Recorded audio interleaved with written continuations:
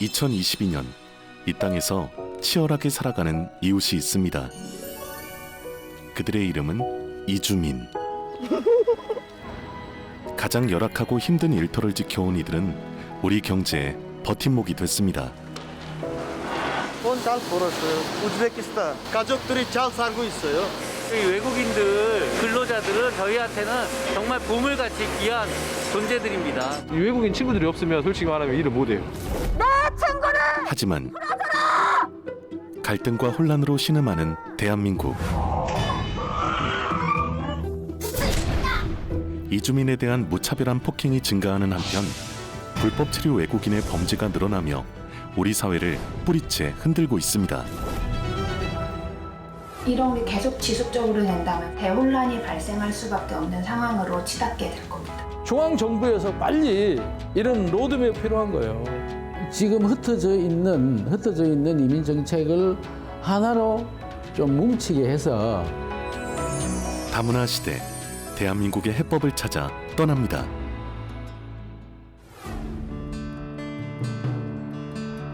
경기도 안산의 다문화 특구는 이주민 200만 시대를 맞은 대한민국의 자화상을 보여주는 현장입니다. 30년 동안 우리 사회를 냉철하게 지켜본 독일 출신 기자인 안톤 숄츠.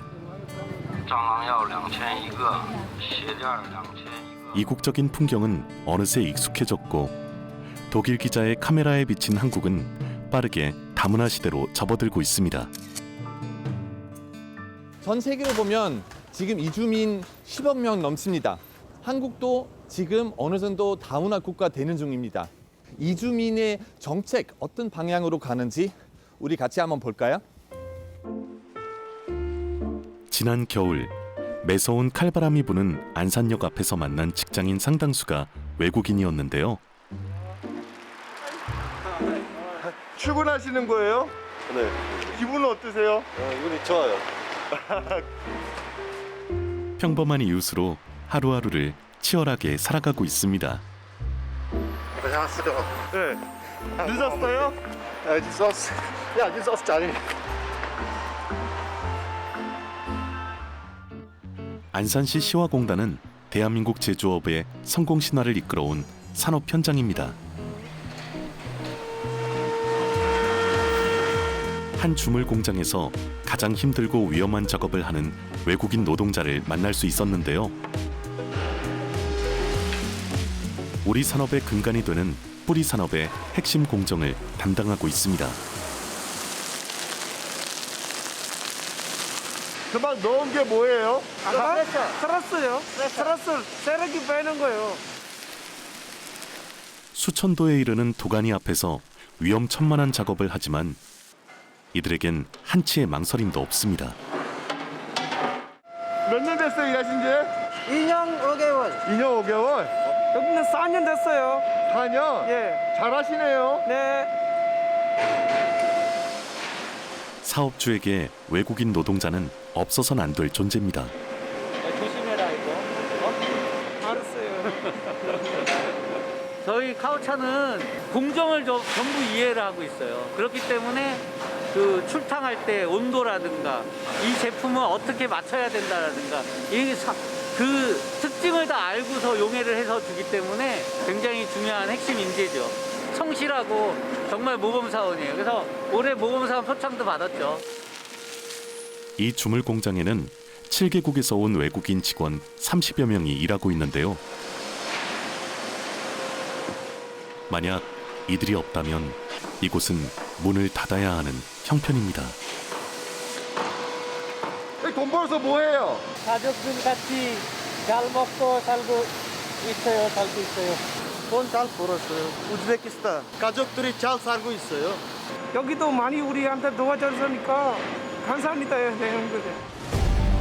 고용 허가제는 우리나라 제조업과 농어촌의 인력난 해소를 위해 외국인을 고용하는 제도입니다. 16개 국가에서 엄격하게 선별된 인원만이 한국에서 일할 자격을 얻게 됩니다. 고용허가제가 우리나라에 없었다 그러면 아마 이 뿌리 산업은 망합니다. TO도 늘려야 되고요. 또 어떤 비자 연장이라든가 이런 어떤 제도적으로 보완책들이 굉장히 많이 필요하다고 생각합니다. 핵심 인재가 됐지만 체류 기간 4년 10개월이 되면 떠나야만 합니다. 외국인 노동자와 사업주 모두 고용 허가제의 제도 개혁이 필요하다고 주장합니다. 고용노동부 같은 경우에는 우리나라에 들어오는 비숙련 노동자들을 주로 다룹니다. 법무부 같은 경우에는 이분들을 포함해서 모두를 다 아우르고 있고, 이거를 통합적인 시각에서 봐서 전반적인 정책을 기획하고 집행하고 평가하는 그런 원스톱 시스템이 부족하다는 게 가장 큰 문제라고 볼 수가 있습니다. 고용 허가제가 시행된 지 19년. 우리 기업과 노동자 모두 동반 성장했지만 그 과정에서 40만 명의 불법 체류자도 양산됐습니다. 200만 명의 이민자 중에 25%의 외국인이 어디서 뭘 하는지 모른다는 것은 국가 입장에서 과연 이제 이민 정책을 한다고 할 수 있나, 이렇게 볼 수가 있다는 거죠.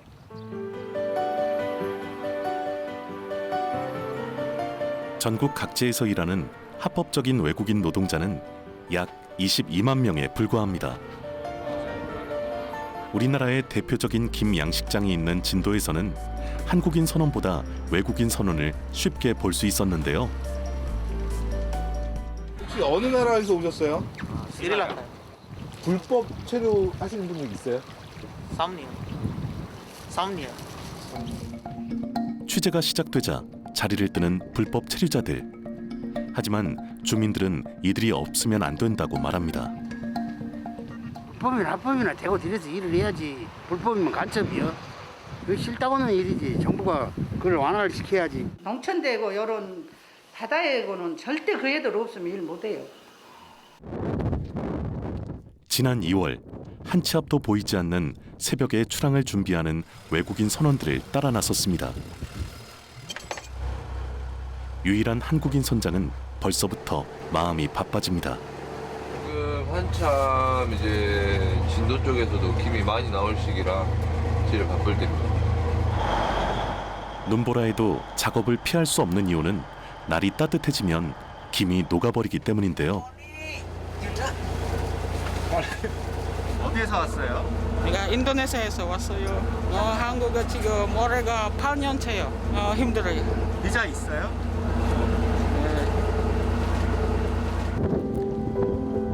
거친 바다에서 일할 한국인 선원을 구할 길 없는 상황에서 불법 체류 노동자를 마다할 수는 없었습니다.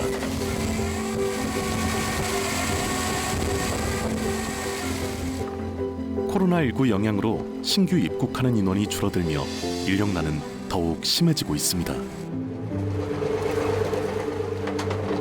합법적으로 받고 싶지만 이게 쉽지가 않아요. 절차도 있고 기다리는 시간도 있기 때문에 기다리는 시간 동안 저희가 일을 못 하잖아요. 그러면 불법 체류자를 고용하지 않으면 한 해 김양식을 포기해야 하는 절박한 상황입니다. 현재 이주민이 우리 경제에 미치는 효과는 막대합니다. 2016년 74조 원을 돌파했고 현재 100조 원이 훌쩍 넘을 것으로 추정됩니다. 이민자가 없으면은 일단은 우리나라 경제가 돌아가는데 문제가 생겨요. 그리고 원동력, 경쟁력, 그리고 잠재 성장을 갖다 이럴 거예요. 그런데 불법 체류자가 증가하면서 지역 사회에는 큰 혼란이 생겨나고 있습니다. 스리랑카, 베트남 애기들이 5명이면 5명, 10명이면 10명 그룹을 짜더만 불법 애기들이. 그래가지고 전화번호를 전부 다 붙여놓고 사업장을 이탈한 불법 체류자들이 조직적으로 모여 인력사무소를 만들었고 그로 인해 갈수록 임금이 올라갔기 때문입니다.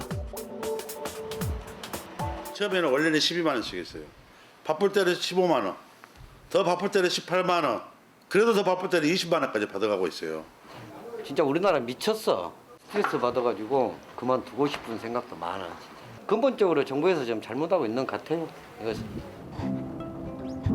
수소문 끝에 불법 체류 외국인이 합숙한다는 숙소를 찾아냈습니다. 그들은 어떻게 생활하고 있을까요? 오랜 설득 끝에 간신히 내부 촬영에 성공할 수 있었는데요. 지금 누가 불법이에요? 다 불법이에요. 다 무서워요. 베트남에 가시면 되잖아. 단속이 두렵긴 하지만 한국을 떠날 생각은 없습니다. 국내 인력난이 심해지면서 불법 체류자 단속을 적극적으로 하지 못하는 현실을 잘 알고 있기 때문입니다. 어느새 경계심을 내려놓고 먼저 말을 걸어오기도 하는데요. 우리는 불법 사람들은 없어요. 나 비자 보여줄까요? 외국인 등록증에 체류 기간이 남아 있어도 사업장을 이탈하는 순간 불법 체류자가 되는데요. 불법 체류 여부를 쉽사리 확인할 길이 없습니다. 그때 갑자기 구인 전화가 몰려들기 시작하는데요. 일자리가 많으니 선택권은 이들에게 있습니다. 사람이 없어서 돈이 더 올려줄게요. 우리 쪽으로 오라고. 그 말이에요. 이런 거 많이 있어가지고. 지역 경제에 큰 부담이 된 불법 체류 외국인들. 더 큰 문제는 관리의 사각지대 속에서 폭행과 마약 등 각종 범죄가 증가하기 때문인데요. 농번기나 특별히 우리 식생활하고 이제 밀접한 그런 데는 단속을 또 자제하라는 그런 사회단체 요구에 의해 가지고 단속도 못하면서 불법 체류자는 증가하고 있고 뭐 또 해결책은 또 없고 통일된 어떤 컨트롤 타워를 기능을 가진 한 곳에서 정책을 한다고 할 때는 그런 현상이 훨씬 덜 일어나고 또 예측을 해서 어느 정도의 정책을 할 수 있다 이렇게 볼 수가 있죠. 이런 게 계속 지속적으로 된다면 사회적으로든 경제적으로든 대혼란이 발생할 수밖에 없는 상황으로 치닫게 될 겁니다. 책임 있게 관리할 정부 부처가 없는 현실에서 또 다른 문제점이 발생하고 있습니다. 다문화 가정 폭력 피해자 쉼터에서 한 결혼 이주 여성을 만났는데요. 10년 전 베트남에서 온 응티엔 씨는 사기 결혼의 피해자입니다.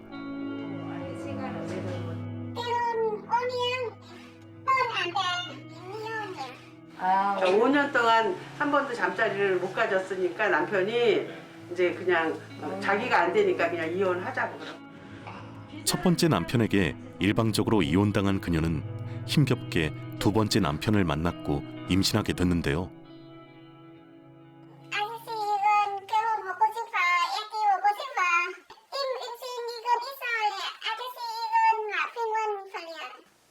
빨리 가.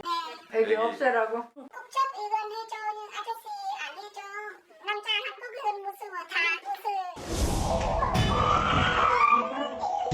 낯선 나라에서 남편의 폭행에 고통받는 결혼 이주 여성의 실상은 참혹할 정도입니다. 다문화 가정이 증가하는 만큼 가정폭력이 증가한 데 이어 사망 사건도 발생했습니다.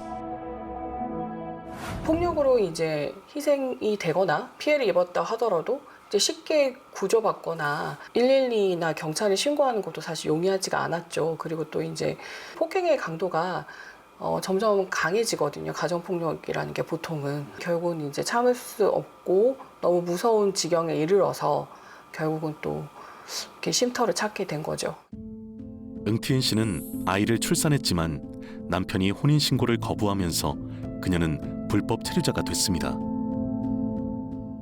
3년 넘게 불법 체류자였고요. 아이는 그 사이에서 태어났기 때문에 출생 증명서는 있어도 아이는 세상에 없는 아이였습니다. 다행히 결혼 이주 여성을 위한 쉼터에서 2년 동안 아이와 머물며 자립 준비를 힘겹게 할 수 있었는데요.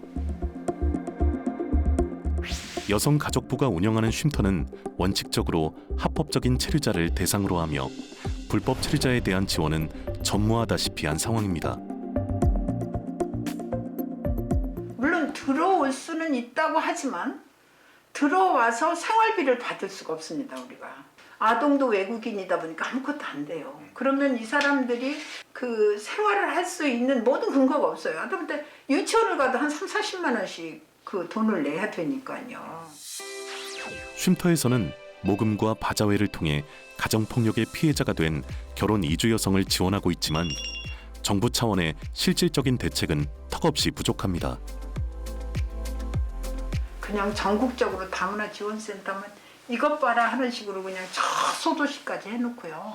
실제 그 사람들이 필요한 일을 그 돈 안 들여도 할 텐데 정부가 좀 더 촘촘한 계획을 세웠어야 된다.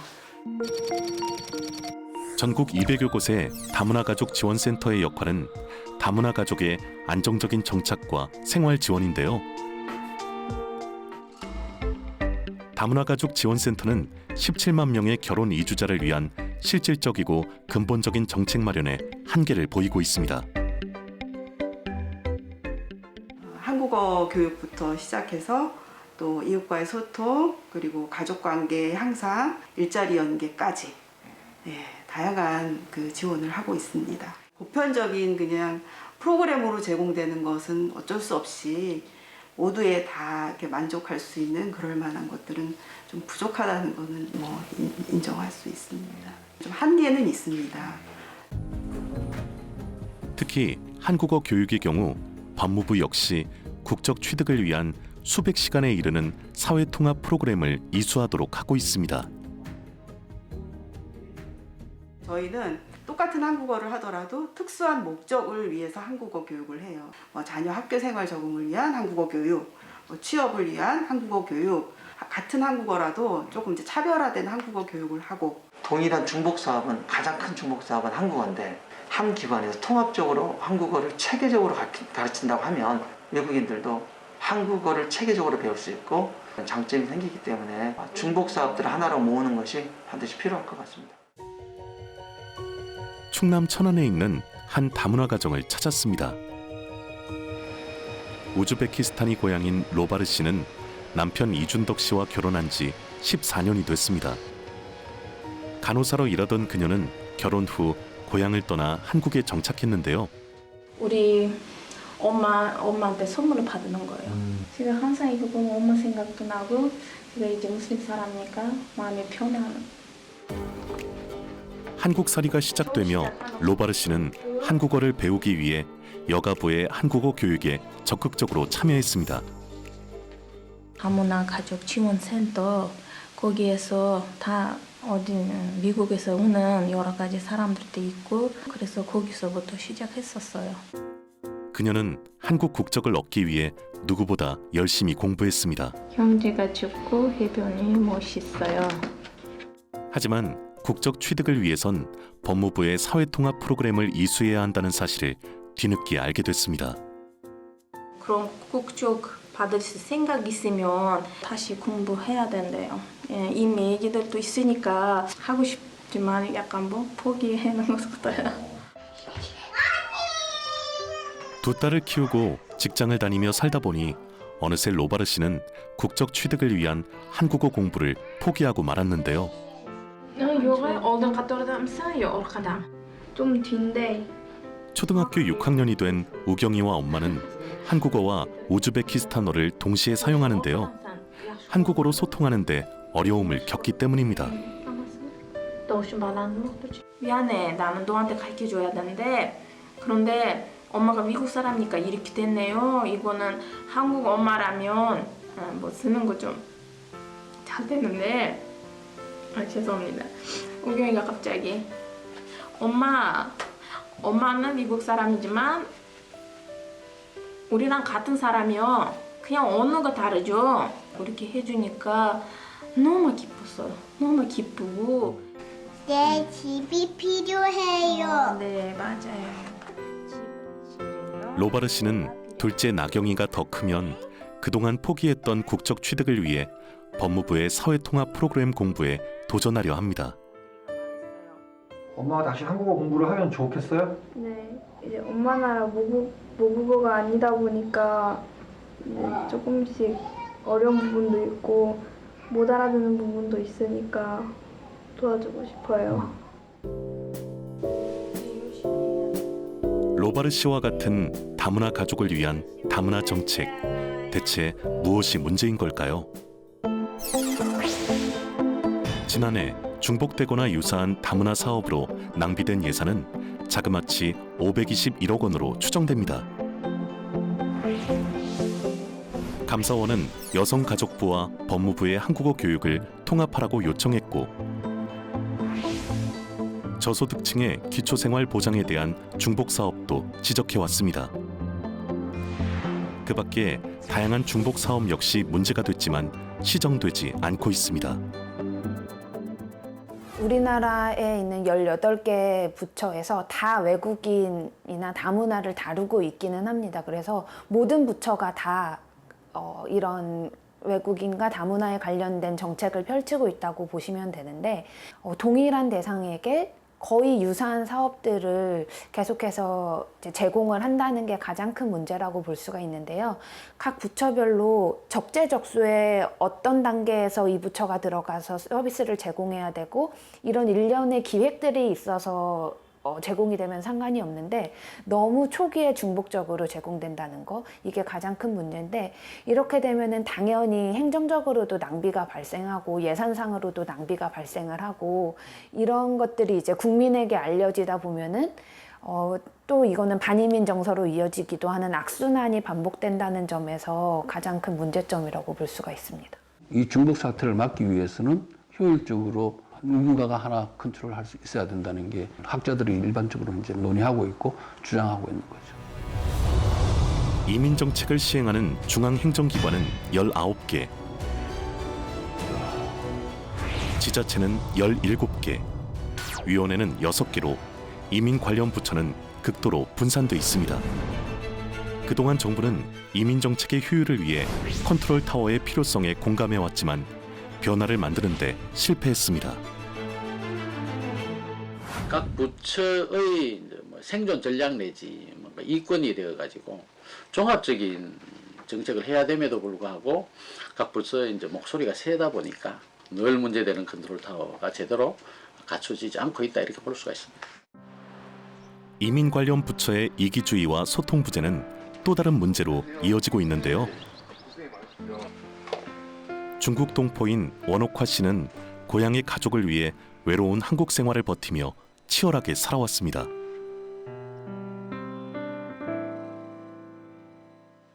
공장에 돈 벌어왔어요. 몸도 안 좋고 집에 있을야 혈팽인데 돈이 없어서 지금.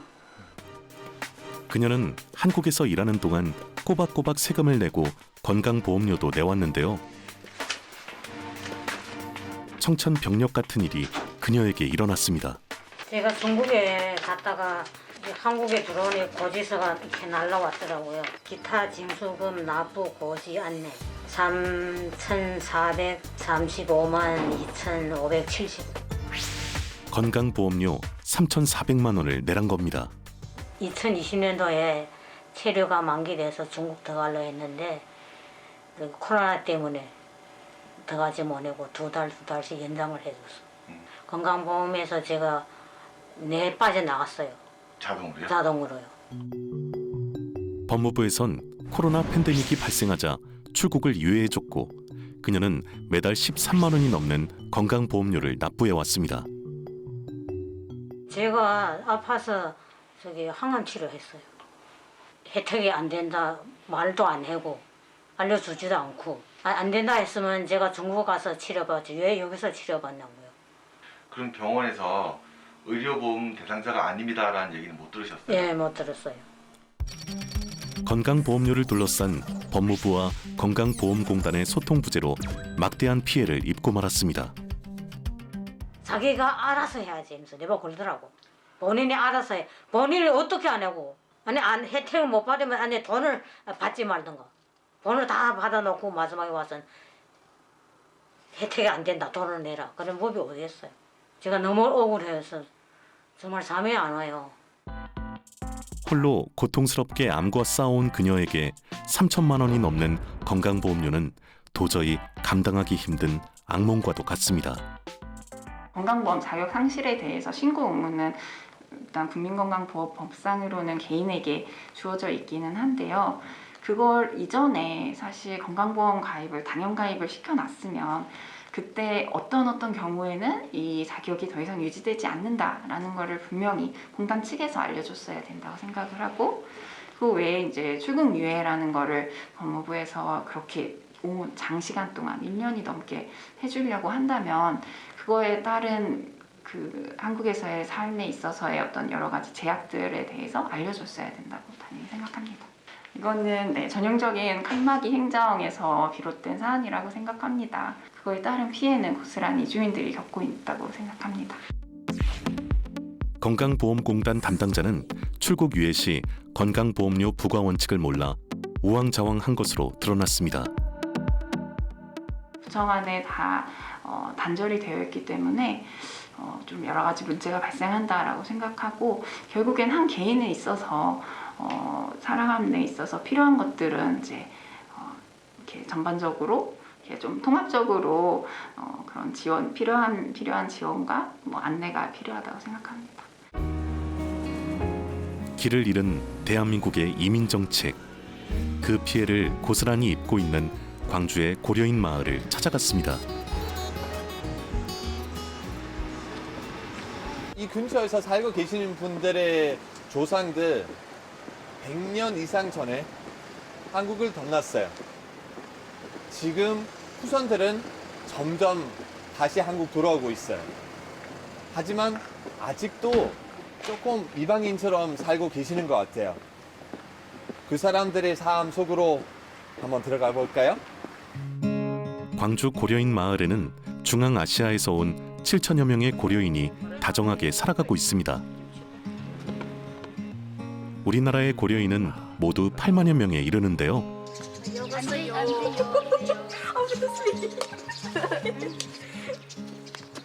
친구는 어디서 왔어요? 우즈베키스탄에서 왔어요. 아, 친구는요? 우즈베키스탄에서 왔어요. 아, 우즈베. 카자흐스탄에서 왔어요. 저는 키르기스탄. 고려인 소녀들의 웃음은 티 하나 없습니다. 키르기스탄. 아, 키르기스탄. 여기 오니까 어때요? 좋아요.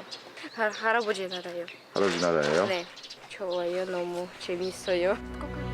이들이 고향에 돌아오는 데 걸린 세월은 100여 년. 고려인은 구한 말, 생존을 위해, 독립운동을 위해 연해주로 이주해 살아야 했습니다. 1937년 소련의 스탈린 정권은 한 달에 걸쳐 6,000km 떨어진 중앙아시아로 고려인 18만 명을 강제로 이주시켰습니다. 2022년 러시아의 우크라이나 침공으로 삶의 터전을 잃은 채 탈출한 고려인들이 한국으로 돌아오고 있습니다. 우크라이나에서 여기 왔습니다. 언제요? Когда прилетели? Я 31 марта прилетела. 아, там 줄라. 저번 주에? 예. 아. 이번에 존재 날 가족이 왔지 동미들 왔어요. 그래 우리 그렇게 이쁘게 만나봤어. 생사의 기로를 넘어 피난온 고려인 150여 명. 한국에 먼저 도착한 가족과 상봉하자 그제야 살았다는 안도감에 눈물이 쏟아집니다. 직접 경험한 전쟁은 참혹하고 위태로웠습니다.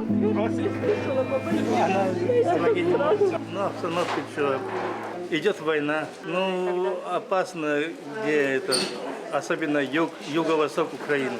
Мы 24 февраля с дочкой 18-22 дня пробыли в подвале. В подвале, потом выехали в Польшу через волонтерский путь. В Варшаве пробыли в лагере для беженцев 18 дней. Вообще хорошо, спим спокойно и не слышим этих взрывов, как говорится. За все это время хоть немножко в себя пришли. 전쟁의 참화는 피했지만 고려인 동포들에겐 또 다른 전쟁이 기다리고 있습니다. 여러분 지금 여기 오면은 집도 없어요. 먹을 것도 없어요.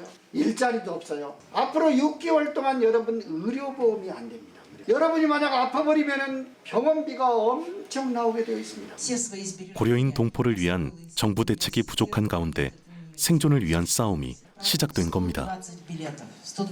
여기에서 칼부림, 싸움, 그다음에 도적질, 음주운전 이런 범죄가 일어나면 여기서 우리가 같이 살 수가 없습니다. 정부는 고려인의 입국 절차를 간소화했지만 정착을 위한 지원은 전무합니다. 또 고려인 동포들을 지원하는 기존의 단체들이 이제 긴급하게 모금을 한다거나 또 다른 단체와 연대해서 도움을 받는다거나 그런 방식으로 하고 있죠. 우리 고려인은 그 지원 대상이 아니에요. 왜요? 왜냐하면 다문화 가정이 아니기 때문에. 다문화 가족 중에서도 이 사각지대에 있는 사람이 우리 고려인 가족. 전국에 있는 다문화 가족 지원센터는 고려인이 동포라는 이유로 지원하지 않습니다. 몸을 누일 집과 생필품조차 없는 이들을 돕는 것은 지역의 민간 단체들입니다. Спасибо большое за такую помощь. Большое спасибо Красному Кресту, Зое Михайловне, пастырю, Богу. Спасибо большое. 감사합니다. 중앙정부가 손을 놓고 있는 사이 고려인들은 서로를 응원하며 스스로 일어나고 있습니다.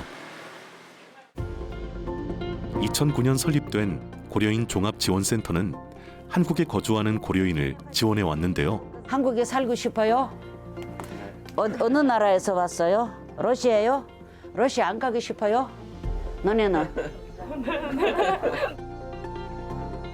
Детей в школу устроить. Вот только с России приехали детей в школу. 우리 센터 같은 게 이렇게 조그만한 게 없어서라면 여기 정착하기 힘들어요. 그러니까 나 센터에서 많이 배워가지고 한국말 어느 정도 된다 하게 되면 이분들이 자기들이 혼자 움직이래요. 지원센터에 찾아온 고려인 4세 학생들이 향한 곳은 좁고 가파른 계단. 저 아래 있습니다. 오늘 여기 뭐 하러 왔어요? Что? 공부하러 왔어요? Учиться. Корейский учить. 고려인 4세를 위한 한국어 교실인데요. 당시 소련의 한국어 금지 정책으로 후대로 내려갈수록 한국어를 모르기 때문입니다. 니네들 왜 이렇게 예쁘게 생겼어? 다? 언어와 이름은 달라도 한민족이란 사실은 변함없습니다. 다 예뻐. 이 사람들이 우리나라 본국에 와서 다시 산다고 하는데 뭐 저희 본국 사람들로서 환영을 해야죠. 잘 키워야죠. 그다음에 얘네들이 한국말을 잘 배우는 완벽한 이중 언어를 하는 아이들이 돼요. 그러니까 이 아이들을 잘 키우면 우리나라의 좋은 인재들로 잘 클 겁니다. 한국어 수업이 시작되자 교실은 초등학생부터 고등학생까지 학구열로 뜨겁게 달아오릅니다. 지난해까지 고려인 4세는 재외동포로 인정받는 것조차 불가능했습니다. 고려인 가정이 한국으로 이주해서 정부에서 지원받을 수 있는 거는 거의 없습니다. 예, 왜냐하면 외국인이기 때문에 지원 대상이 아니죠. 우리 동포이지만 고려인 여자분이나 남자분이 한국에 와서 한국 사람하고 결혼을 해서 가정이 된 경우가 있잖아요. 다문화 가정이 되는 거고 그러면 우리나라 여성가족부나 다른 곳에서 지원하는 지원이 굉장히 많죠. 사각지대에 놓인 고려인의 현실을 알아보기 위해 프리젠터 안톤 숄츠가 엘레나 씨 가족을 찾았습니다. 아 그래요? 되게 젊으신 것 같아요. 그렇구나. 우즈베키스탄과 한국에서 최 엘레나 씨 가족은 늘 이방인이었습니다. 어떤 어려움 좀 있는지 한번 좀 말씀해 주실래요? 이렇게 위모 보면은 좀 한국 사람처럼 생기는 거야. 그러면 말하기 전에 그러면 말하기부터 우리는 외국 사람이야 이렇게 얘기했는데 저도 좀 마음에 너무 아주 슬펐어요. 그때는. 여기서 국적 취득하려면은 우리 아주 행복해질 거예요. 우리 가족이. 국적 취득을 위해 엘레나 씨는 일하는 한편 치열하게 공부해 왔습니다. 제일 어려운 여기도 지금 공부 중이에요. 여기도. 고려인들은 이방인이 아닌 한국인으로 이 땅에서 당당하게 살아가길 바라지만 현실의 벽은 높기만 합니다.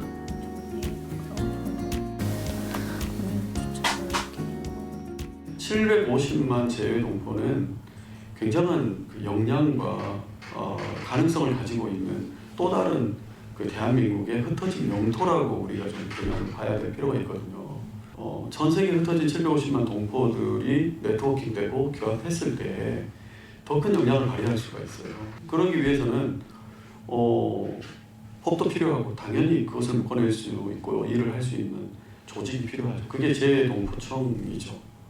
예, 재동포 이민청. 지금 이민 온 분들도 많이 있기 때문에 다문화 가족이라든가. 우리나라 제2의 도시인 부산은 저출산 고령화로 큰 위기를 맞고 있습니다. 학령 인구가 감소하고 대학 신입생이 급감하며 동부산 대학교는 역사 속으로 사라졌습니다. 작년도 8월 30일 날인가 폐쇄됐다 그러니까 동부산 대학교가. 40년 역사의 대학교가 폐교되면서 인근 상권은 무너지고 말았는데요.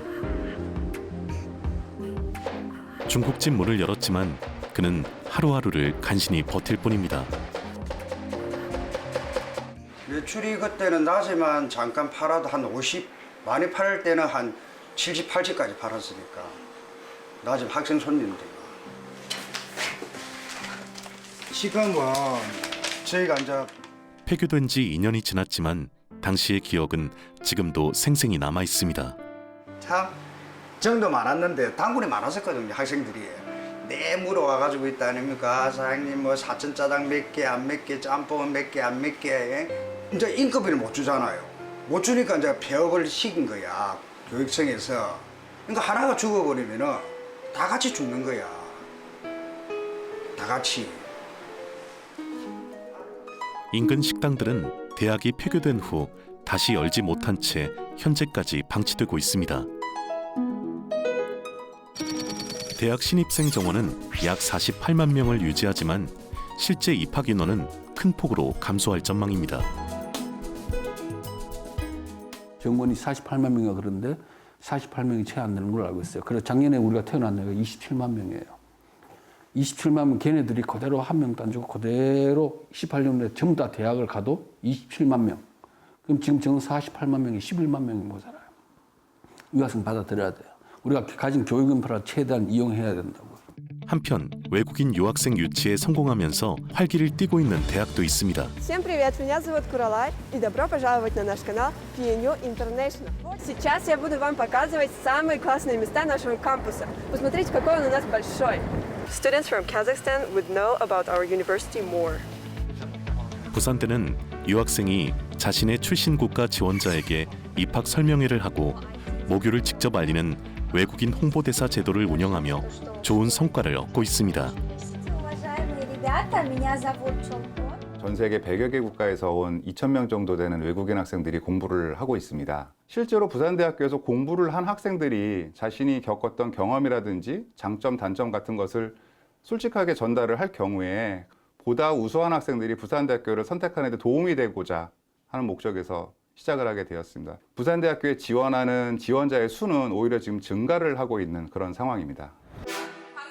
한국 대학에서 교육받기 위해 한국행을 선택한 유학생은 약 17만 명에 이르는데요.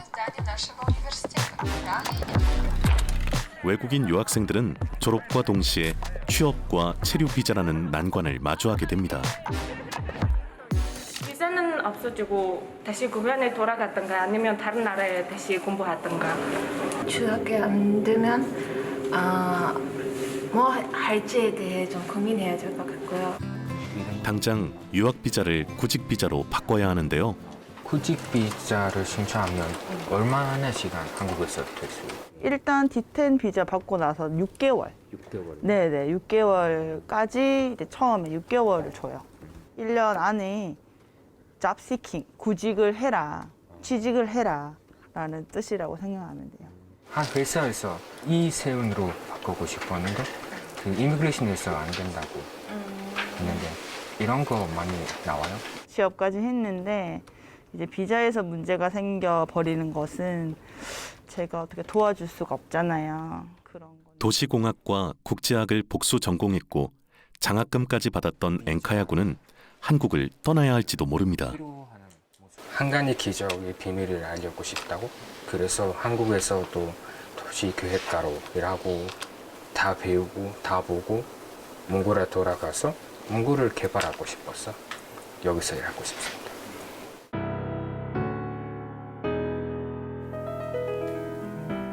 대학 운영을 위해 유학생을 적극 유치했지만 졸업 후 체류 자격을 엄격하게 통제하는 과정에서 우수한 인재를 놓치기 쉬운데요. 부산대학교 도시공학과. 한편 외국인 유학생의 불법 체류 문제가 심각한 가운데 유학생의 불법 체류율 역시 크게 높아지고 있습니다. 하지만 각종 유학생 문제를 풀어야 할 정부 부처는 제각각 분절된 상태입니다. 교육부 입장에서는 외국인 유학생들이 우수 인재 유치해야 될 대상으로 생각을 하는 것 같고, 법무부는 조금 심하게 얘기를 하면 잠재적 불법 체류자 정도까지도 저희 학생들을, 외국인 학생들을 보시는 것 같고요. 문체부 같은 경우에는 뭐 관광객 이런 쪽으로 포커스를 두고 계시고, 그래서 여러 가지 면에서 외국인을 바라보는 시각 차이를 좀 좁혀야 될 것 같고요. 그런 거를 총체적으로 관리할 수 있는 어떤 시스템이 마련이 되어야 될 것 같아요. 위에서 누군가 통합하자라고 소리를 칠 수 있어야만이 되는데 이것 자체가 늘 얘기해봤자 쉽지가 않아요. 부처 이기주기 때문에. 하나의 시스템 안에 들어와야 된다는 공감을 하면서도 이게 부처에서 각각 자기가 하고 있는 업무가 있는데 이 업무를 갖다가 놓아서 그래 한쪽으로 가라? 이거 과연 쉽지가 않다는 거죠.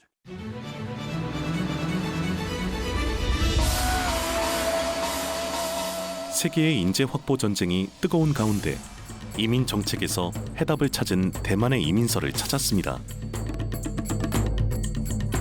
이민 관련 부처의 업무가 중복되고 충돌하자 2007년 통합기구인 이민서를 설립했습니다. 说明那个动作，因为同一那个证号可是有改变，我需要换发新的居留证。好，那请问你有带居留证来吗？有，这有居留，谢谢。等一下哦。 대만에 거주하는 이주민의 만족도가 높아진 것은 그동안 나눠졌던 입출국 업무와 취업, 교육과 복지 서비스가 모두 통합됐기 때문입니다.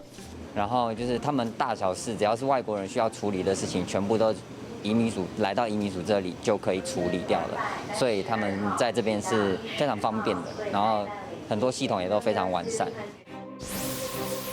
이민 통합기구인 이민서는 이민 정책 수립에 따라 각종 이민 관련 서비스가 통합 운영되면서 효율을 극대화하고 있습니다. 为了整合各部位资源，本署建制了7国语言版的新住民培力发展资讯网，提供新住民相关福利及权益等资讯。 이민서 설립 후 대만의 이주민은 34만 명이 증가해 현재 76만 명에 이르고 있습니다. 在这个情况之下，慢慢的因为我们会先跟先进国家学习，然后发现很多先进的国家，欧洲、北欧、美国，他们都有移民局，或者说德国叫做外国人局，希望成立移民署，专业化，对，脱警察化这样。所以在这个背景之下，那部分的反对派的声浪还是比较少。 대만이 모범으로 삼은 유럽과 미국 등 선진국은 이민 통합 기구를 세우고 인재 유치와 이주민 통합에 적극 나서고 있습니다. 한국을 떠나 대만으로 이주한 이준우 씨는 과학기술 분야의 우수 인재를 영입하는 제도를 통해 정착했습니다. 기간이 지금 연장돼가지고 대만에 이제 좋은 이민자 제도를 발견을 하게 되었습니다. 그 골드카드 제도를 보면 여러 가지 대만에서의 삶에 있어서 외국인이지만 불편하지 않게 살 수 있도록 지원을 해준다라는 생각이 들었기 때문에 대만에 올 수 있었습니다. 그는 인터넷을 통해 손쉽게 고용 골드카드를 신청했고 대만에 체류하면서 취업에도 성공했습니다. 4,000명의 우수 인재를 유치한 고용 골드카드. 대만은 이 제도를 통해 세계 인재 유치 전쟁에서 앞서 나가고 있습니다. 임플로먼트 골드카드를 받고 나면 일단은 입출국에 대한 그런 자유가 보장이 되고 일정 부분의 소득세에 대한 어떤 지원도 있고 이 사람은 필요한 사람이다라고 인식을 해주기 때문에 저희가 필요한 것들을 좀 더 쉽게 국가에다가 요구할 수가 있고 그에 대한 피드백을 받을 수 있는 부분들이 좀 도움이 된다고 생각합니다.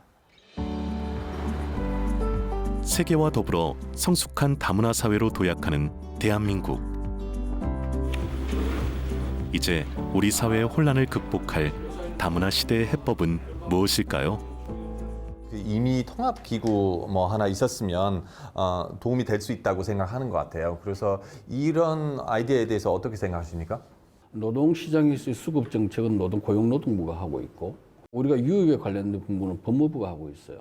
그러다 보면 서로 각 부처 간의 정보에 대한 어떤 교환이 문제가 생겨요. 이거로 인해 가지고 모든 걸 갖다 분석하고자 하는데도 쉽지가 않아요. 그래서 만약에 통합이 된다면 노동시장에서 문제점에 있어서는 그런 부분이 굉장히 완화되고 완성된 정책, 유입 정책을 펼 수 있지 않을까. 이민자들에게 한국 공부는 각각 다른 부처에서 이런 일을 하다 보니 중복 문제는 계속 발생할 거다. 뭐 이런 취지에서는 제가 보건대는 뭔가 이제 통합된 기구가 필요할 것 같습니다. 외국인 지원센터가 많이 있긴 한데 그거는 동포들 위한 센터가 아닙니다. 한국 사회에서도 고려인들에 대한 현황 파악도 아주 부족하다고 생각합니다. 동포청 같은 기구가 있었으면 좋겠습니다. 컨트롤터가 반드시 필요해요. 필요하지만 운영을 어떻게 하느냐가 더 중요합니다. 그래서 이민자들의 관련한 출입국 관련한 수수료라든가 또 살아가면서 이제 그 법적인 과태료라든가 이런 부분들이 1년에 1,500억 정도가 거치거든요. 이 자금을 이민자들을 쓰게 된다면 교육이라든가 뭐 여러 가지 쓰게 된다면 굉장히 우리 사회가 건강한 사회로 갈 수 있는 기본적인 자산이 되는 것인데 우리나라 최고의 이민정책 전문가들이 찾은 다문화 시대의 해답은 바로 이민통합기구입니다. 이민청이 오를까 이민처가 오를까를 본다라면 저는 이민처가 오를 거다라고 봅니다. 왜냐하면 지금 법무부, 고용노동부, 여성가족부 이렇게 쭉 흩어져 있는 거를 어느 한 부처의 외청으로 하면 다른 부처에서 줄까요? 저는 안 줄 거라고 봅니다. 국회에서 법을 새로 만드는 수밖에 없어요. 기존의 법을 뜯어고치고 새로 만들어야 돼요. 흩어져 있는 이민 정책을 하나로 좀 뭉치게 해서 뭐 동포 이민청, 이민 동포청, 외국 동포까지 이제 아우러서 해야 되는 정책이는 거예요. 적극적으로 뭐 유치를 해나가는 이런 정책을 펴야 된다 이렇게 생각을 합니다. 300만 명의 이주민과 더불어 사는 가슴 벅찬 다문화 사회. 이민 통합기구의 꿈이 이루어질 때 대한민국은 다시 한번 미래를 향해 비상할 것입니다.